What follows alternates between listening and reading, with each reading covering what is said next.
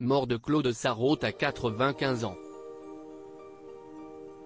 Un proche s'ouvre sur les derniers jours de sa vie dans cet avou, ce 20 juin. Ce 20 juin 2023, une grande journaliste et romancière s'en est allée. Claude Sarraute est morte à 95 ans à son domicile à Paris. Le décès de la chroniqueuse emblématique de On a tout essayé, sur France 2, de Laurent Ruquier, a été annoncé à la AFP par sa famille. En hommage à cette icône, Gérard Millet a été l'invité de cet avou, sur France 5, ce mardi 20 juin 2023.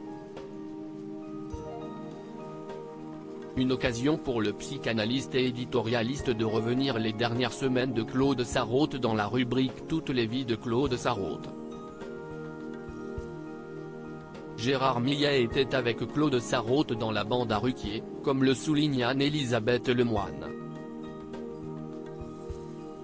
Il avait notamment évoqué les anniversaires exceptionnels de Claude Sarraute tous les 5 ans. On avait commencé à ses 80 ans, à New York.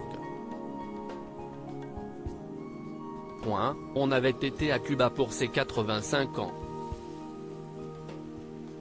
On avait aussi été à Londres pour cet anniversaire et le dernier, l'année dernière, c'était en bas de chez elle, confie le professeur d'université. Un choix de lieu contraint par l'âge avancé de la femme de lettres française visiblement. Parce que bien sûr c'était beaucoup plus difficile pour elle de bouger, explique Gérard Millet. Claude Sarraute, elle détestait l'effet de la vieillesse si les difficultés étaient bien présentes. Gérard Millet affirme tout de même que Claude Sarraute avait toujours toute sa tête.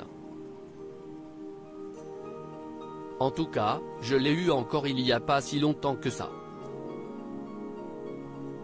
Elle avait vraiment toute sa tête. C'est la chose qui pour elle était essentielle, souligne-t-il. Chose à laquelle Anne-Elisabeth Lemoine était d'accord, elle détestait l'effet de la vieillesse sur son corps. Dans son élan, Gérard Millet avait évoqué la joie de vivre de Claude Sarraute. Ça a été une femme très belle, ça a été une femme très libre et notamment très libre sexuellement, amoureusement, explique-t-il en ajoutant, on rappelle puisque ce n'est pas évident pour cette génération-là de le dire aussi publiquement, elle a eu, à un moment donné, 2 hommes peut-être même 3 à la fois. En tout cas, 2 hommes clairement et elle assumait ça avec une joie de vivre extraordinaire. Ce qui est certain, c'est qu'elle laisse un grand vide.